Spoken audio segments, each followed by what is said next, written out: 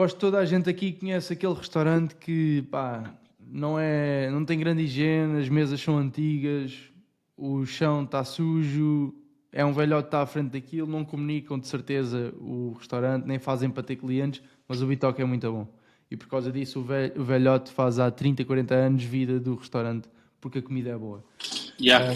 E eu acho que isto é uma analogia importantíssima para qualquer pessoa que hoje é empreendedor ou quer ser empreendedor e está a ouvir isto, que é a maior alavanca que tu podes ter no teu negócio é uma oferta boa.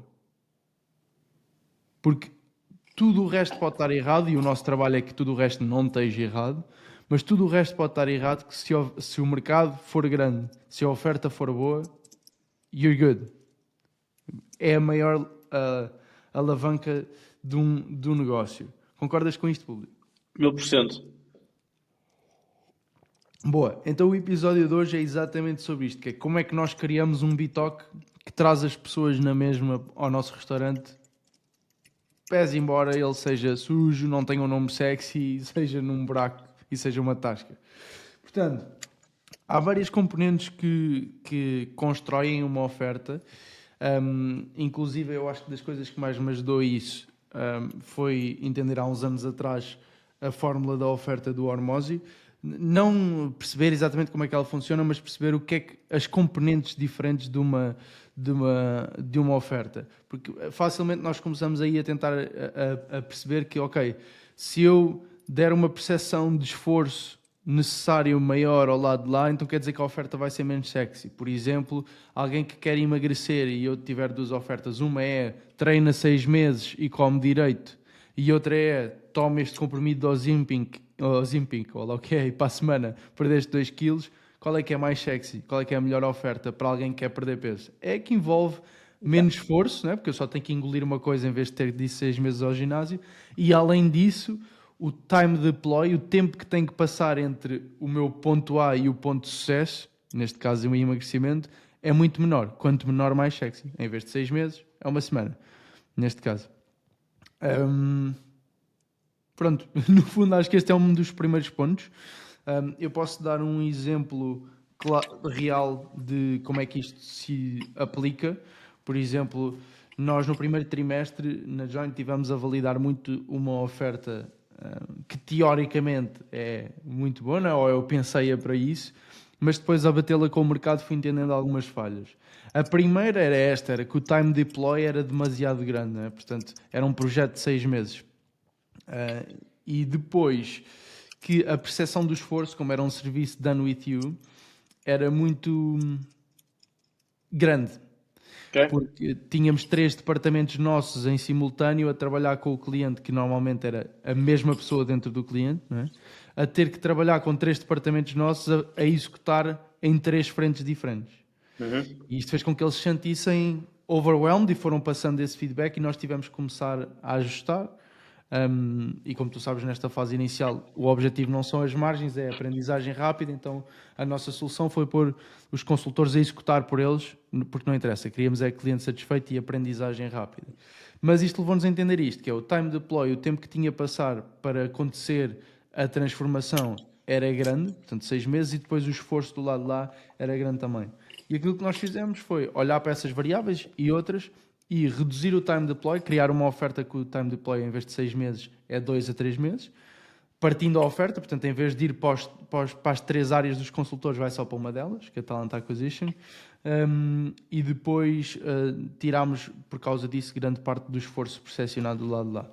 E a verdade é que pronto, nós estamos com esta oferta há pouco tempo, não consigo dizer se foi um Grand Slam, se fizemos um home run, se ganhámos a Champions ou não, mas efetivamente ainda hoje disse que fizemos um onboarding novo e portanto isso já está a fazer algum efeito. Isto é um exemplo real da influência que a duração entre o ponto A e o ponto B tem e também a percepção de esforço. Tens algum exemplo de demonstração de como mexer numas ofertas faz diferença? Mexer nas variáveis? Man, tantas.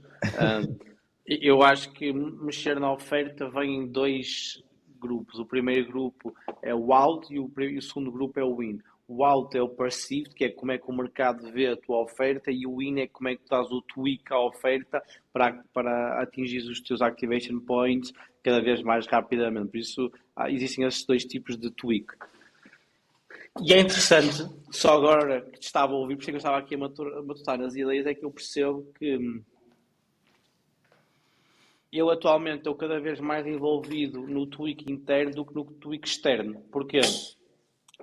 Porque o tweak externo, que é qual é que é a proposta de valor, qual é que é as garantias, qual é que é o perceived value, pelo menos para a Scalab já está bastante alinhada. Tipo, a oferta já está mais do que validada. Mas então, a partir daí, eu tenho que melhorar o que está por dentro, a oferta em si. E é engraçado porque estamos em pontos de maturação diferentes em que tu estás a dar o tweaking do outside, que é como é que é perceived a tua oferta, e como é que é o in. Por isso, eu gostava de arrancar sobre o perceived do dentro. Então, para dar o tweak da oferta interna, eu acho que o core é identificar quais é que são os activation points. Os activation points são todas as ações fundamentais que tu tens que fazer para o cliente ir do ponto 1 ao ponto 2. Exemplo,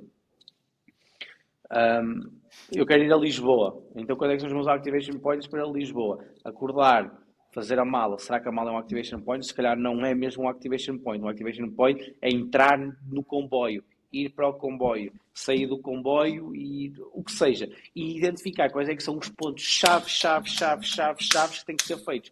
Exemplo, eu podia pôr como um activation point tomar um pequeno almoço. Mas um tomar um pequeno almoço não é essencial para eu conseguir chegar a Podes ir para Lisboa. Lisboa sem tomar um pequeno almoço. Então, se eu alocar tempo, isto numa oferta, a explicar ao cliente que ele tem que tomar um pequeno almoço, ele vai ter algum valor, mas estás a atrasar o tempo que ele vai demorar a chegar a Lisboa. Então, na oferta, e podendo ir dar Scalabs, por exemplo, é entender o que é que tu tens que fazer exatamente para que o cliente consiga passar de onde está para o ponto de sucesso. Isto vai para todos os negócios, todos. No momento que tu defines os activation points, é perceberes, ok, como é que eu consigo minimizar os tempos entre cada activation point. No momento que tu consegues fazer isso, esse é o primeiro tweak. O segundo tweak é a realização do ROI. Então, por exemplo, nós hoje em dia, um dos tweaks que fizemos foi, nós damos track de quanto dinheiro é que o cliente gerou todos os meses, desde que está a trabalhar connosco. Para quê? Para conseguirmos mostrar-lhe, olha, campeão, só by the way, no último mês tu fizeste 10k porque estás a trabalhar connosco a mais, 10k que não terias feito possivelmente, ou não estavas a fazer antes de trabalhar connosco. E ao longo da parceria tu consegues estar a dar-lhe um overwhelming fact sobre o crescimento dele. E o que acontece? Se tu não fizeres isso, tu cais na tendência de, ele sabe. Ele não sabe, man. Porque no final do dia, ele não tem as métricas, ele não está a pensar um antes e um pré e um pós-scale-ups. Ou então, o que foi feito há 6 meses atrás, o gajo já nem sequer se lembra que foi atingido como um success. Então, nós agora damos esse track mensal de results. E depois, dentro dos results, tens várias métricas. Tipo, número de reuniões que agendaste, quantos VAs é que sacaste, quantos é que deste casca leite, e nós conseguimos meter isso tudo num... Mas não achas que aí é mais... Bom, isso acaba por ser service delivery, mas aí o que tu estás a fazer é fazer a cama para a segunda oferta que tu vais fazer para o LTV. Tipo, estás a garantir a satisfação e a mostrar o impacto para depois a segunda oferta que tu vais trazer já é bué mais apelativa. Já entregaste na anterior. Eu, se calhar, estava a pensar mais numa primeira instância. Okay. Ou seja, antes do cliente entrar para a tua bolha. Nós estamos a falar antes da atratividade, antes de começarmos a gravar, estamos a falar da atratividade de uma oferta. O que é que tu achas que faz uma oferta atrativa? Ok, então, e são os tweaks internos, dando agora o zoom out e indo aos tweaks externos, para mim é como é que a tua oferta é perceived. Boeda simples, imagina, eu não preciso estar aqui num rampage de 10 minutos, haver uma discrepância gigante entre quanto é que o cliente vai pagar e quanto é que é o perceived value que ele vai receber. Essa é tipo a número 1. Eu só vou dizer duas. A primeira é esta, é tipo, ele diz, ok, eu vou pagar 30 mil euros, mas sei que nos próximos 2 anos esses 30 mil euros transformam-se em 100 mil euros. Isso é um times 3 o meu investimento. Que no stock exchange é tipo, era um big home run, ok? Então, é o passivo de vale, quanto é que vais pagar e quanto é que vais receber. E a segunda é a confiança. E a confiança é lixada. A confiança é, ok, qual é que é a probabilidade de aquilo realmente acontecer? Porque uma coisa é dizer, olha, Pedro, estás-me 1 euro e daqui a um ano a cena vais transformar em 1000 euros. Uau! Que top! Mas a segunda pergunta é qual é que é a probabilidade disso realmente acontecer, sim ou não? E então, isso são os tweaks que tem que se fazer. E se tu tens, esses são os cores, e então, Uhum. quando esse é o core, como é que tu fazes para o passivo, para a garantia, para a Já estavas a dar a confiança? resposta, né? Yeah, para a garantia, para fogo, para Já a estavas a dar a confiança. resposta outra vez. A confiança tens vários, são as garantias que tu ofereces. E quanto menos provas, mais garantias tu tens que dar. É o que é. Tipo, é o que é. Eu hoje, não, esta semana fechámos um cliente que tínhamos contactado há 1 ano e meio atrás. Já pagaram, já fizeram um onboarding, blá, blá, blá.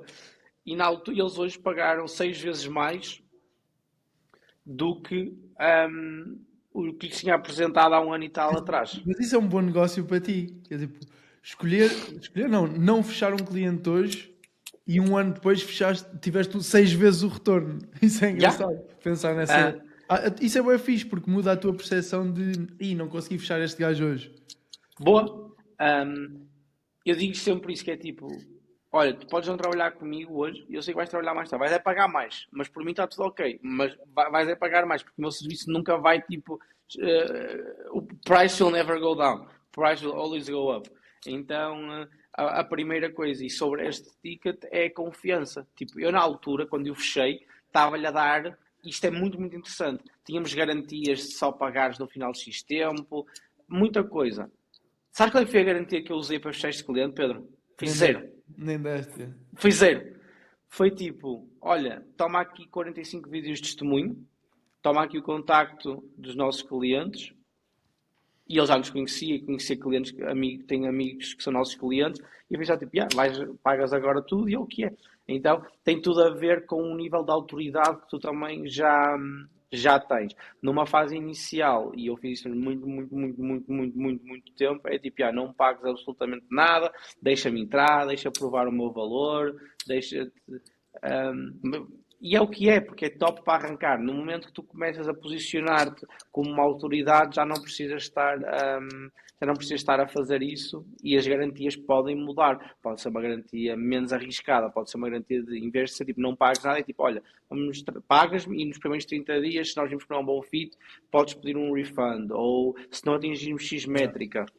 É porque é engraçado, mas seria uma má decisão de negócio a Deloitte dar garantias. Yeah. Porque imagina, as garantias o que vão mexer é a probabilidade da transformação que me estão a prometer acontecer. E esta probabilidade é influenciada por provas passadas, por garantias e daí em diante.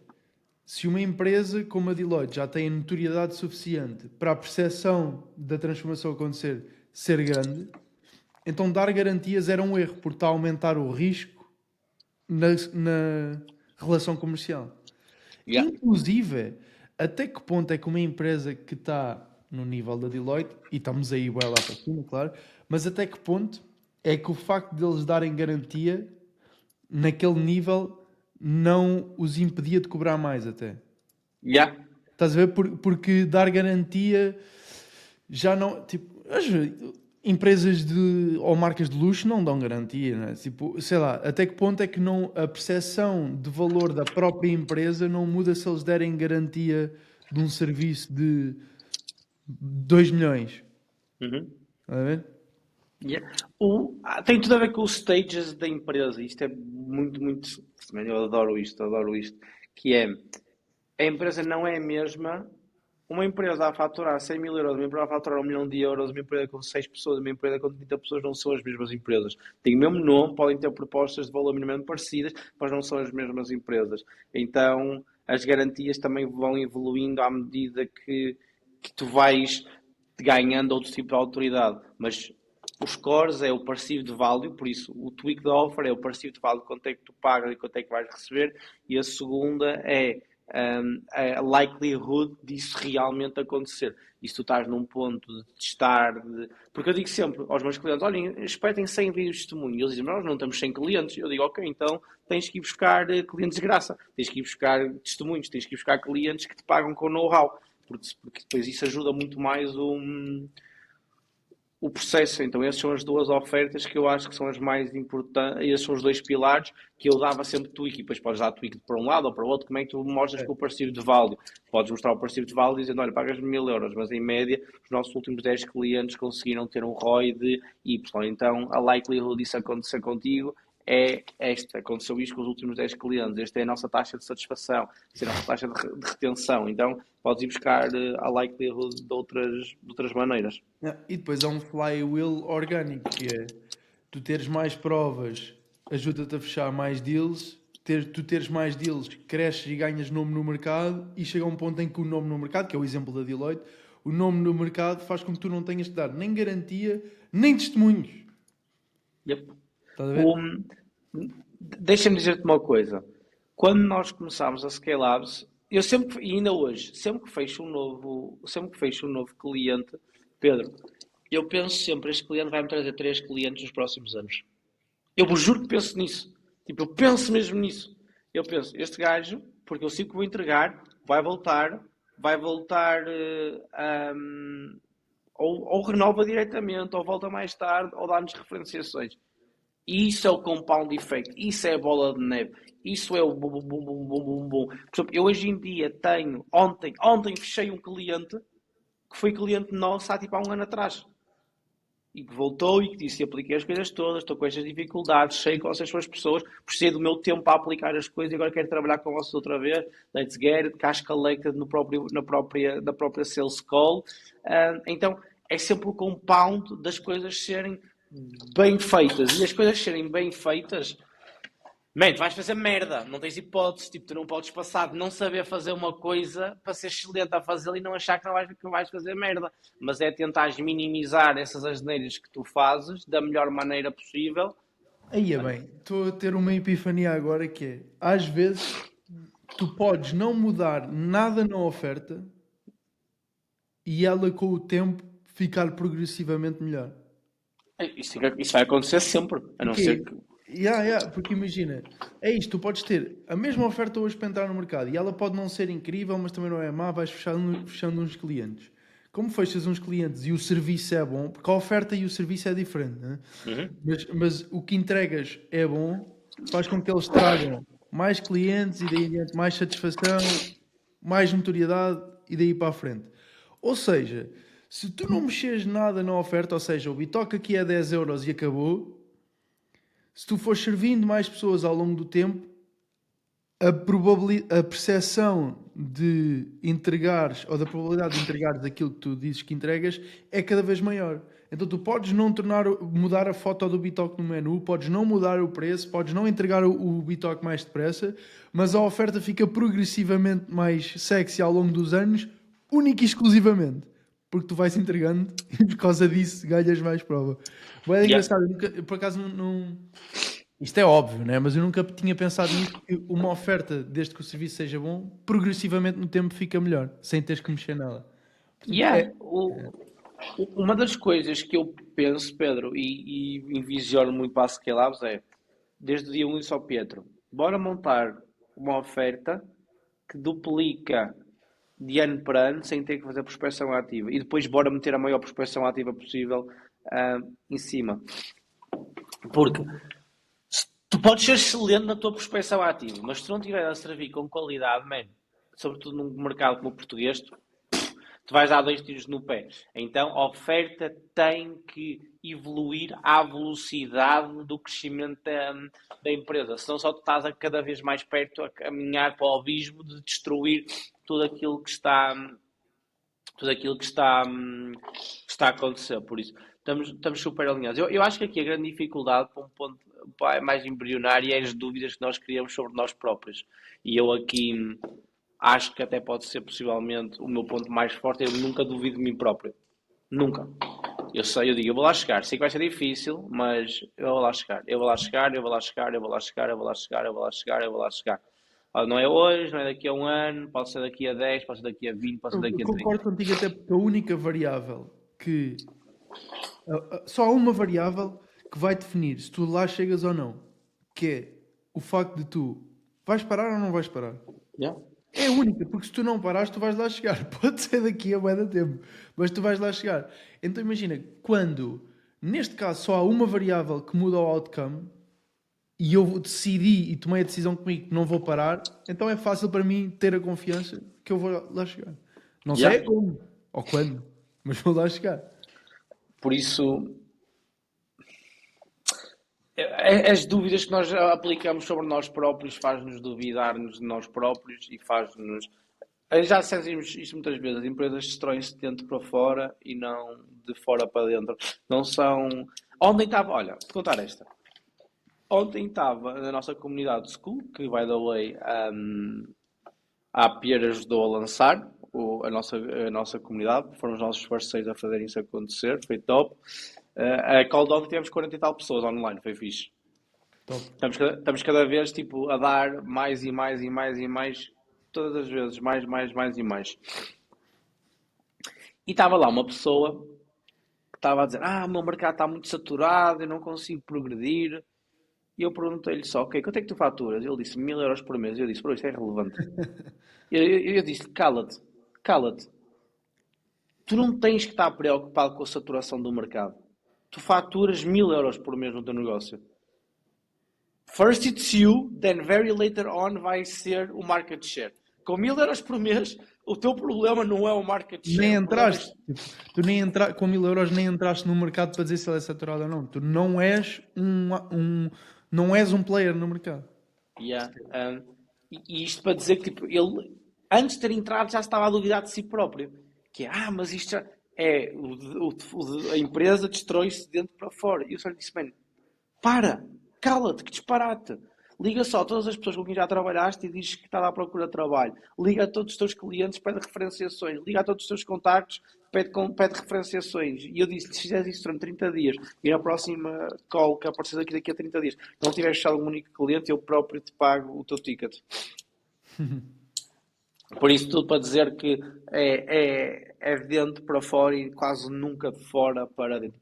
Para ser de fora para dentro já tens de estar numa dimensão tão grande. Sim, é de tipo mexer com moves políticos, tipo as tarifas. O Trump, as tarifas, e isso fez com que o meu negócio que faturava 600 milhões tivesse um crack gigante e isso deu cabo do meu cash flow. Mas, não é para o average Joe que está ali a fazer 5 mil, 10 mil, 15 mil, 30 mil, tipo, não é para o average Joe. Isto não é um problema para o average Joe. No máximo seria porque tu a faturares 30 mil euros por mês, 25 mil desses 25 mil euros desses 30 vêm de um cliente e esse cliente é afetado pelas tarifas e corta o teu serviço porque não é essencial, por exemplo. Aí eu ainda percebo, mas... Bro, mas eu ia dizer-te, faz só prospecção e vai buscar outro cliente. Certo, porque aí estás a depender, não quero fazer as contas agora, mas 80% da tua faturação está a vir de um só cliente. E isso é um erro e um risco em qualquer negócio. Né? Tu dependes de 80% da faturação de um gajo.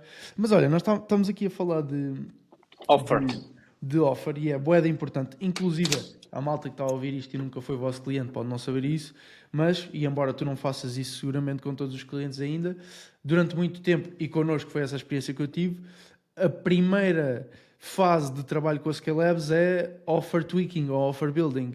E é contigo. Consultoria. Já não é comigo. Sim, há de ser de vez em quando. Comigo foi, pá, que eu sou privilegiado. Então, imagina, há um claro reconhecimento do vosso lado que, tipo, isto é a alavanca que pode mudar o jogo todo.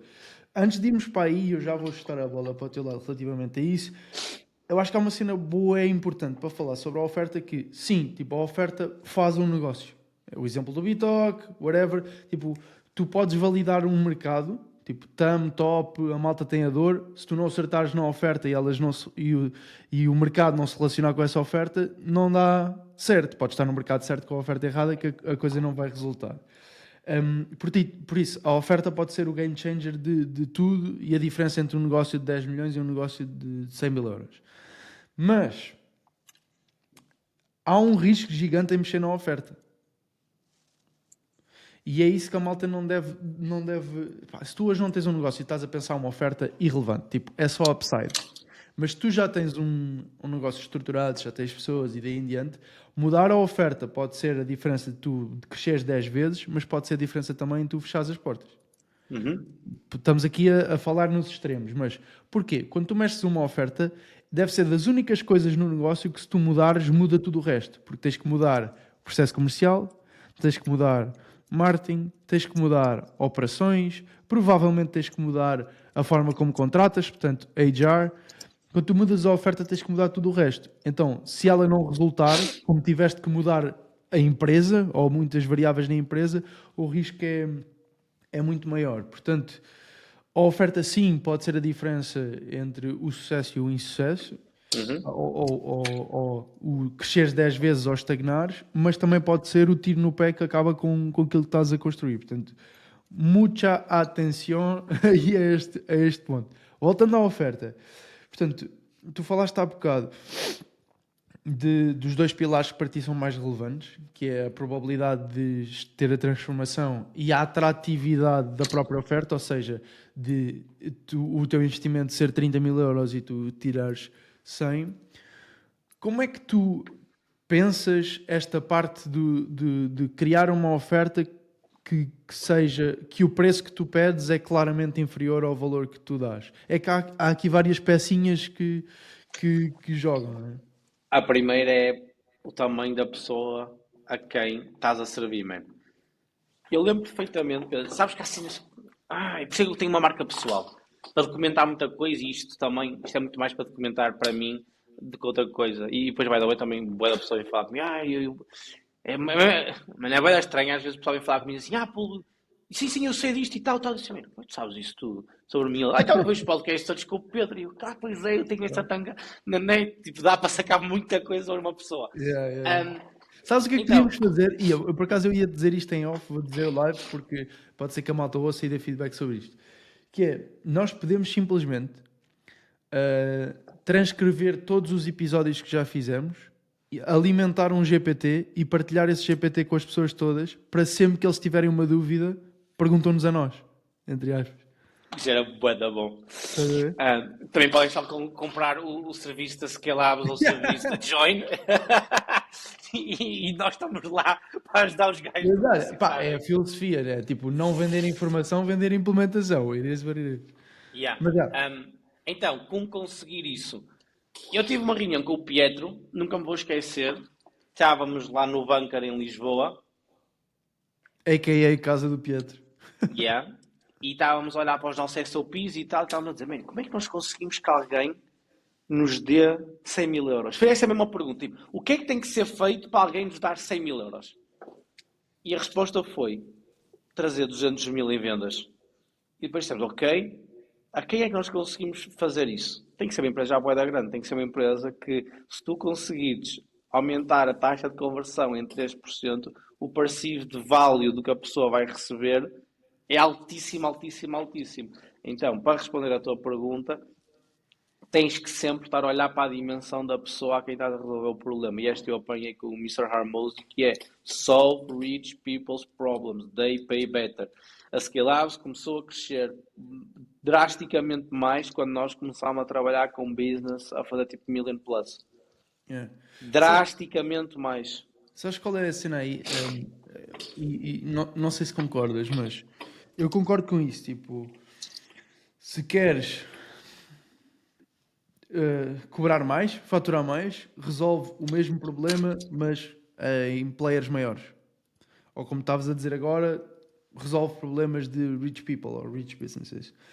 Só que há um grande problema aí no meio, que é tu não sabes, ou a probabilidade de tu entenderes mesmo os problemas de uma rich people ou de um rich business é baixa, porque tu não sabes, não entendes os problemas deles. E por isso é que tens que muitas vezes começar por baixo stack proof com quem está em baixo, aprender os níveis a seguir para poder chegar aí. Era impossível vocês quererem resolver o departamento comercial de uma empresa, de empresas que faturam 10 milhões, se não tivessem resolvido com quem resolve Nem eles, 1 milhão. nem eles nunca te abriam a porta porque não ias ter evidence que eras capaz de fazer aquilo que tu É. dizias que eras capaz de fazer. Ou seja, eu não sei se tu concordas com isto, mas o conselho é o mesmo, neste caso de que queres cobrar mais, vende a pessoas que vivem esse problema mais intensamente, a.k.a. em escala maior, concordo, mas há aqui um passo no meio que é, tu não podes ir do zero, na minha ótica, do zero, com a minha experiência, aliás,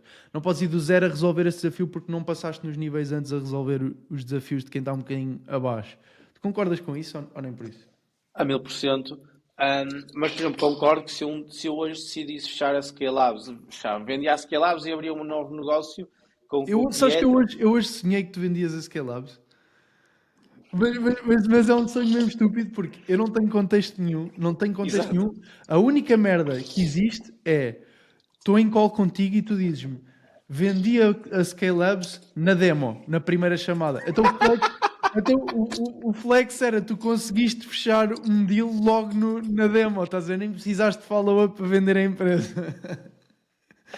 Nem houve due diligence, Nada. foi só tipo, yes, Não, e estás a cash ver, collect, cash collect. estamos assim em call e tu começas a dar-lhe esta assim. Eu tava, tipo, o sumo da coisa foi essa. Foi tipo, ganda gangsta, vendeu logo na demo a empresa.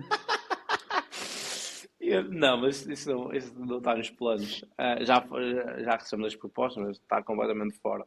Então, sobre esse know-how, tu tens que o adquirir pelo menos uma vez na vida. E que eu estava a dizer, se eu hoje fechasse a empresa e eu pegasse na equipa e abríssemos uma nova, até porque eu ia levar os meus gangsters todos para abrir a segunda empresa, mano, eu já não voltaria a servir clientes pequenos, porque eu já passei por eles. Tipo, eu já tenho o know-how, mas tu tens que passar pelo menos uma vez pela casa partida para saber que aquilo é casa partida. Mas depois de passares a primeira vez, isso é o bom do stacking up knowledge, que é hoje eu aprendi isto para nunca mais ter que fazer. E se eu amanhã dissesse, ok, tens de começar uma empresa do zero, eu, Pietro e a equipa começávamos uma empresa do zero, eu ia logo dar target até tipo million plus. E daqui a 5 anos, se eu tivesse que fazer isso, ia dar target a tipo 10 million plus revenue business. Porquê? Porque o meu target já vai estar. Eu já vou estar super confortável. Nós já estamos, mas tipo, ainda mais a nadar com um gajo a faturar 100 milhões. Tipo, side by side, what's up, bud? Está tudo fixe. Então, mas tens que passar sempre lá a primeira vez. E era bom se desse para tipo, ou tens uma maturidade muito grande e é tipo, olha, eu nunca passei por lá, mas eu vou contratar alguém que já passou por lá. É Mas, isso. tipo, Era isso que mas eu ia dizer. Era dá-lhe. isso que eu ia dizer. Ou seja, primeiro que tudo é tu não seres ingênuo para achar que, ok, eu vou então criar uma oferta para estes tubarões, não faço puta ideia quais são as dores deles, mas vou resolver. Isso sim é ingênuo. Como é que tu podes chegar lá? Ou resolves os problemas de quem está abaixo e passas as casas de partida todas, não é? Ou um hack que pode ser interessante é tu teres um sócio que conhece essas dores, ou já as resolveu algo do género, ou simplesmente contratares players desse mercado, desse âmbito, que entendem o target, que entendem as dores, que entendem a solução e daí em diante. Isso pode ser um hack para tu não teres que passar de tudo, mas é bem importante não ser ingênuo de, ok, então o conselho para fazer mais dinheiro é resolver problemas de pessoas ou empresas que têm mais dinheiro. Dano. Pronto, está resolvido. Não é, Yeah. tem passos no meio. Era só isso que eu queria dizer em relação a isso. Até porque se tu começares logo. É muito complicado, tu tens a maturidade de nunca teres resolvido o problema para uma empresa e dizes lá, vou começar com empresas muito, muito, muito, muito grandes. Yeah. Então, para darmos o wrap-up, temos duas metodologias. Para mim, na oferta, os tweaks que eu dava era o perceived value de quanto é que tu vais pagar e quanto é que a pessoa acha que vai conseguir tirar de lá. E quanto mais alto for este rácio, mais probabilidade tu vais ter de conseguir fechar. E o segundo é qual é que é a probabilidade deste rácio não ser inventado e disto realmente acontecer. Tipo, dá-me 1 euro, vou dar 1 milhão de euros. Sounds very good, mas que provas é que tu tens, campeão, que isso vai realmente acontecer? Então, esses para mim são os dois rácios mais importantes no tweaking de uma offer. Depois, o tweaking interno. Eu falei alguns exemplos de coisas que eu ando a agarrar, activations, os activations, os activation points, minimizar os activation points, começar a cortar gordura e é isso, tipo, a mesma oferta simplesmente tem que estar a ser constantemente melhorado para dar mais qualidade e isso em si, sobre longos períodos de tempo, vai fazer com que o negócio cresça. Boa. Bom episódio. Última pergunta. Ahm,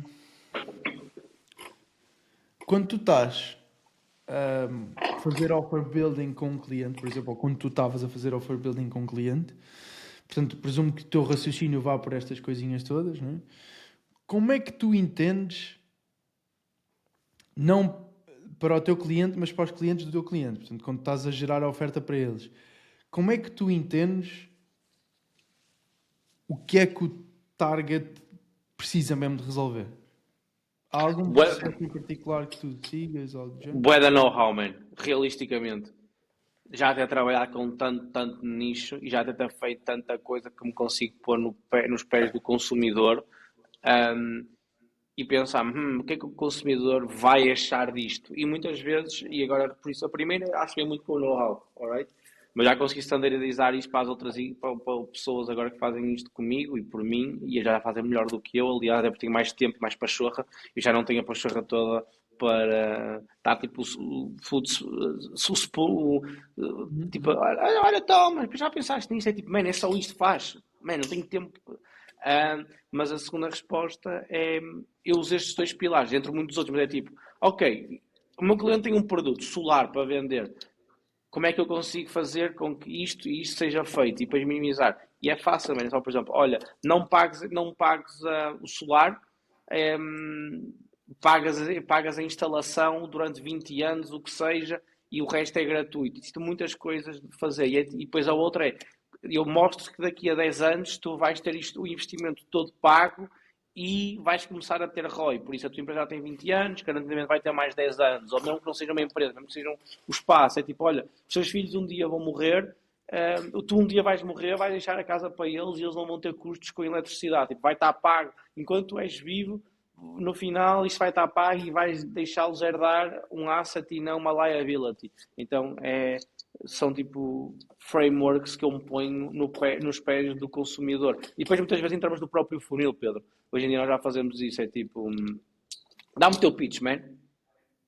E eu ponho a minha equipa como se estivesse, entramos mesmo no funil, tipo, vemos como é que somos contactados, como é que somos perceived offer e dizemos, eu não comprava isto não parece nada bom.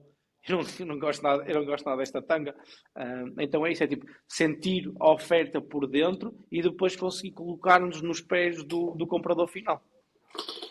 Top. Pá, bom episódio. Lindo, let's get it. Por isso estamos fechados. Hoje é feriado, também tenho o dia back-to-back em reuniões, bué produtivas. Toda a gente vai dar hustle neste fim de semana. Hoje é 18 de Abril. Forte abraço, força com isso. É isso, estamos de volta na próxima semana. Tchau.